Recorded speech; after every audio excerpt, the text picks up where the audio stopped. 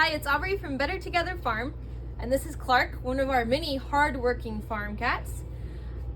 He lives an awfully luxurious life for being a farm cat, but he is quite effective at hunting, so we're grateful, very grateful for him. I wanted to just hop on here and give you a quick update as to what's going on with the farm. Several of you have reached out asking, when is market starting? And it's a great question because usually we're starting market about now. So let me give you a little bit of context as to kind of what's unique about this year. If you've been around and on this journey with us for a while, you are going to be familiar with the term parasitic nematodes. If you're new, parasitic nematodes are little microscopic parasites that live in the soil, especially our soil. We have great soil for parasitic nematodes, and they hijack the roots of the plants, making it very difficult for the plant to uptake the nutrients that it needs, so that it gets disease and pest and doesn't produce nearly as well as it should. And that makes it really hard to run a market farm when you've got that kind of problem. So we've been focused on trying to figure out a solution to this, because we got to figure out a solution if the farm's going to keep going. My brother, who is the head farmer, had to relocate a couple years ago because of this problem, because the farm has kind of consistently struggled more and more as this problem's grown. And so that leaves myself and my parents to really kind of shoulder and figure out the way to solve this problem.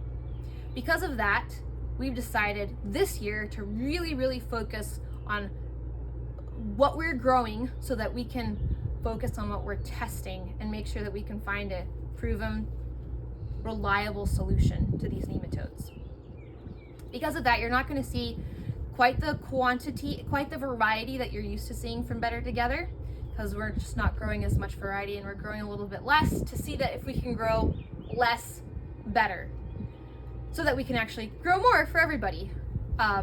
So that's just the context and why we're a little bit late, because there's been a lot of effort that's gone in early spring to help prep the soil in a special way to try to make it more favorable, less favorable for the nematodes. So we're here in our seed house. This is where we start most of our plants. Some of them are direct seeded, most of them are what we call transplants. Let me just show you over here.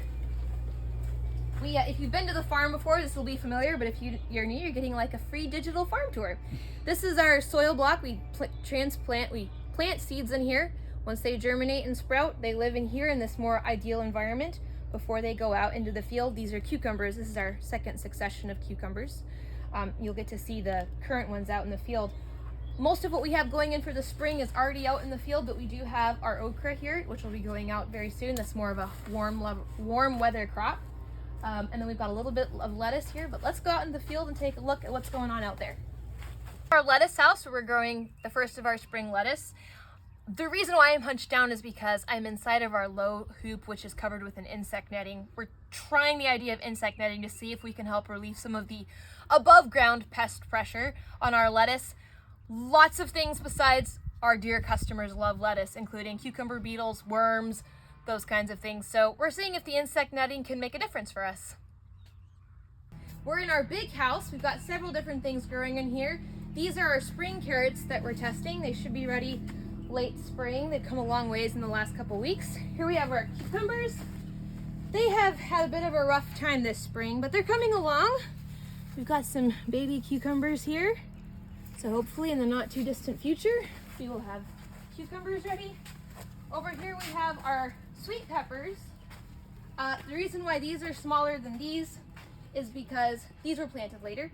Peppers grow super slow. We seed them like end of January, beginning of February, and they're not ready until kind of midsummer. But we have our red ones and our yellow ones. So excited about what these might do.